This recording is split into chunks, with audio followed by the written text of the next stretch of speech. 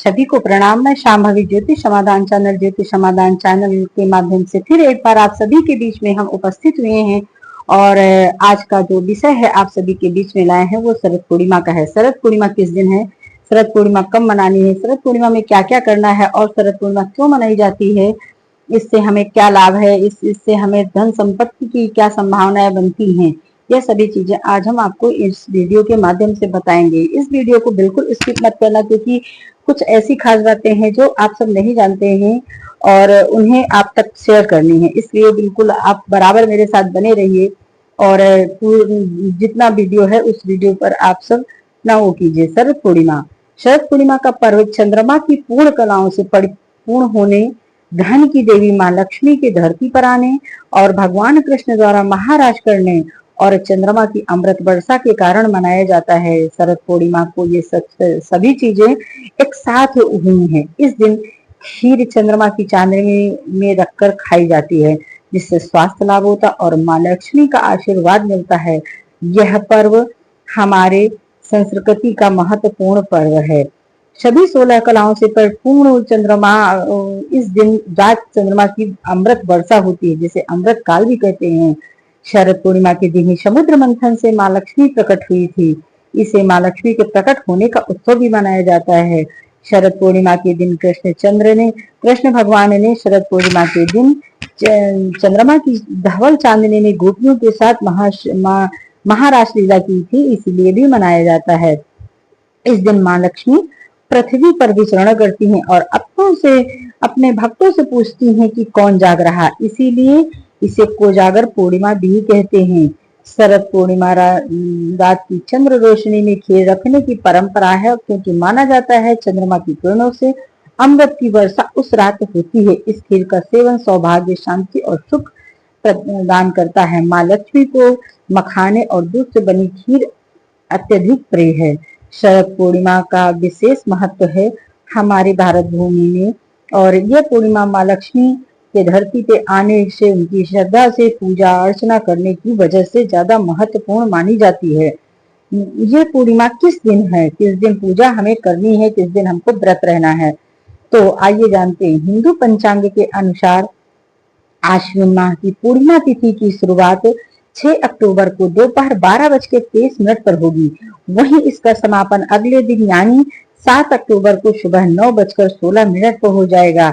पंचांग की गणना के अनुसार इस साल शरद पूर्णिमा का व्रत 6 अक्टूबर को रहा जाएगा। व्रत 6 अक्टूबर को रहा जा सकता है। इस दिन व्रत रह करके और हो सके तो निराहार रह करके मखाने की खीर बनाएं। मखाने की खीर माता लक्ष्मी को भोग लगाएं। और हाँ, इस दिन बहुत महत्वपूर्ण है कि दिन में अगर आप कर सकें तो व्रत रहें, निराहार व्रत रहें। इस दिन अगर नहीं कर सकते हैं तो सात्विक आहार लें, जिसमें तामसिक भोजन जैसे मांस, मदिरा, लहसुन, प्याज का सेवन बिल्कुल न करें। घी और दूध का सेवन, चंद्र की किरणों में दूध की खीर विशेष औषधि गुण आ जाते हैं। अगर इस दिन शरद पूर्णिमा के दिन विष्णु सहस्त्र नाम का पाठ आप अवश्य करें। इस दिन के पाठ करने से, और इस दिन अगर देखा जाए तो माँ लक्ष्मी की कृपा की प्राप्ति के लिए श्री सूक्त और कनकधारा का भी पाठ बहुत लाभकारी होता है। इस दिन माँ लक्ष्मी से धन बहाने और सुख समृद्धि के लिए प्रार्थना करें। मानसिक शांति बनाए रखें और क्रोध से बचें, क्योंकि चंद्रमा का प्रभाव उत्तेजित कर सकता है आप सभी को। चंद्रमा की 16 कलाएं थी, उन सभी कलाओं से परिपूर्ण चंद्रमा आज जो है अपने चरम पर होता है। इस दिन पूर्णिमा के दिन ही समुद्र मंथन हुआ था और समुद्र मंथन से माँ लक्ष्मी भी प्रकट हुई थी, साथ में चंद्रमा भी प्रकट हुए थे। इसीलिए इनको महालक्ष्मी का भाई कहा जाता है कि ये माता लक्ष्मी के भाई हैं। शरद पूर्णिमा हर साल बहुत ही धूमधाम से मनाई जाती है और इसमें चांद की चांदनी धरती पर अमृत वर्षा करती है। इस दिन कई चीजें करने का प्रावधान है। इस दिन लोग कहते हैं कि सुई में अपनी नैनों की ज्योति के लिए सुई में धागा जरूर डालना चाहिए। अब आइए जानते हैं कि इसमें पूजा कैसे क्या करना है। पूजा के लिए सबसे पहले आपको एक लोटे में जल लेना है। लोटा आपको पीतल का होना चाहिए। आप पीतल के लोटे पहले आप दिन में माता लक्ष्मी की पूजा कर लेंगे और विष्णु सहस्त्र नाम विष्णु लक्ष्मी की पूजा आप दिन में कर लीजिए। उसके बाद जो है आप पूजा करने के बाद जब रात्र में अगर आप देखे तो एक लोटा जल ले लीजिए, वो पीतल का लोटा होना चाहिए। पीतल के लोटे में थोड़ा सा आप उसी के साथ में दूध ले लीजिए, थोड़ा सा दूध, कच्चा दूध होना चाहिए, जल होना चाहिए, सफेद पुष्प होने चाहिए, सफेद चावल होना चाहिए और हो सके तो सफेद ही वस्त्र भी आप पहने रहिए। और इसको चंद्रमा की रोशनी में आसन बिछा लीजिए, अपने माले को ले लीजिए, चंद्रमा की रोशनी में बैठ जाइए। तो इससे पहले आप खीर बना लीजिए, खीर बना करके चंद्रमा की रोशनी में बैठ जाइए। खीर को आपको भोग लगाना है और यह समय आपको 5:25 से 5:25 से लेकर के रात्रि 12 बजे तक ही पूजा का विशेष महत्व है।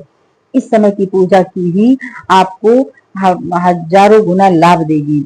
इस समय पूजा करना बहुत ही संपूर्ण सुखों को, संपूर्ण शक्तियों को और संपूर्ण आपके घर में समृद्धि को बढ़ाने वाला है। तो इस दिन जो है पूरी तैयारी आप ये कर लीजिए। इसके बाद जब चंद्र उदय होता है तो चंद्र उदय के बाद आप चंद्रमा को आप जो है अर्घ्य दीजिए। दूध, चावल, उसी में जल, गंगा जल, दूध, चावल और सफेद चंदन, सफेद फूल से ही चंद्रमा को अर्घ्य दीजिए। अर्घ्य देने के बाद फिर उनको खीर का भोग लगाइए। खीर का भोग लगाने के बाद फिर उनको टीका कीजिए, फूल चढ़ाइए, माला फूल हो माला फूल चढ़ाइए, द्रव्य चढ़ाइए। चढ़ा करके फिर वहीं पर बैठ करके अपनी प्रार्थना कीजिए, हे चंद्रदेव, हे माता लक्ष्मी, हम पर कृपा करें, हमारी जीवन की समस्याओं को शांत कर हमें अपना सुख और अपनी कृपा प्रदान करें। जय माता लक्ष्मी। और चंद्रमा के मंत्रों को उस समय आप जाप करें। चंद्रमा के मंत्र आपको हैं सोम सोमाय नमः, ओम सोम सोमाय नमः। उसी समय खीर आप रख दीजिए और खीर वहीं पर बैठ करके आप ओम सोम सोमाय नमः का 1 माला या 2 माला या 3 माला, जितना आपसे हो सके, अगर क्षमता हो तो 11 माला कर लीजिए बैठे बैठे। अगर आप वहीं पर बैठ करके 11 माला करते हैं तो आपके लिए बहुत शुभ होगा। इसी रात्रि में भगवान कृष्ण ने महारास लीला की थी। चंद्रमा की 16 कलाओं के बीच में सभी गोपियों के साथ में भगवान श्री कृष्ण ने 16 कलाओं के साथ में इसी दिन महारास लीला की थी। इस दिन चंद्रमा की किरणें जो हैं अमृत के समान पृथ्वी पर बरस रही थी। भगवान कृष्ण और उनके साथ में सभी गोपिकाएं बिल्कुल तन्मय और बिल्कुल आनंदित होकर अमृतमयी वर्षा के बीच में ऐसे ऐसे महारास लीला कर रहे थे, पूरे संसार की शुद्ध बुद्ध भुला करके, संपूर्ण माया मोह को त्याग करके उस समय बिल्कुल साक्षात परमात्मा और आत्मा का मिलन हो रहा था। इसी चंद्रमा की रात्रि में, इसी शरद चंद्रमा के बीच में परमात्मा और आत्मा का मिलन हो रहा था। इसीलिए शरद पूर्णिमा बहुत महत्वपूर्ण है। इस दिन यह जो खीर होती है वह अमृतमयी हो जाती है। यह अमृतमयी खीर आप सुबह अपने पूरे परिवार के साथ सभी लोग प्रसाद ग्रहण करें और भगवान चंद्रमा को फिर अर्घ दे करके फिर इस सब प्रसाद को लेना चाहिए। इस दिन का किया गया पूजा पाठ आपके जन्म जन्मांतर के पापों को नाश करके आपको आपके जीवन में सुख समृद्धि बनाता है। अगर आप एक तरह से ज्योतिष की दृष्टिकोण से देखें तो इस नक्षत्र में बहुत सारी ऐसी नक्षत्रों का बड़ा महत्व होता है और इस नक्षत्र में, इस दिन में, इस रात्रि में बनी हुई खीर औषधि गुण से परिपूर्ण हो जाती है। इसमें आपके जीवन में जो भी, अगर आप बहुत समय से बीमार हैं या किसी तरह का कष्ट है तो वो शारीरिक रोग भी इस पूर्णिमा में रखी हुई खीर को खाने के बाद सारे शारीरिक कष्ट आपके दूर हो जाते हैं। इसलिए यह शरद पूर्णिमा बहुत ही महत्वपूर्ण है। सोमवार के दिन होने वाली शरद पूर्णिमा सामाजिक, सांस्कृतिक और धार्मिक महत्व से ओतप्रोत है। माता लक्ष्मी की कृपा से परिपूर्ण है। माता लक्ष्मी दिन गुना रात चौगुना सभी के घर में अपना निवास स्थान इसी दिन से बना लेती हैं। यह माता लक्ष्मी का सबसे महत्वपूर्ण दिन है और माता लक्ष्मी चंद्रमा की पूजा करने पर बहुत प्रसन्न होती हैं।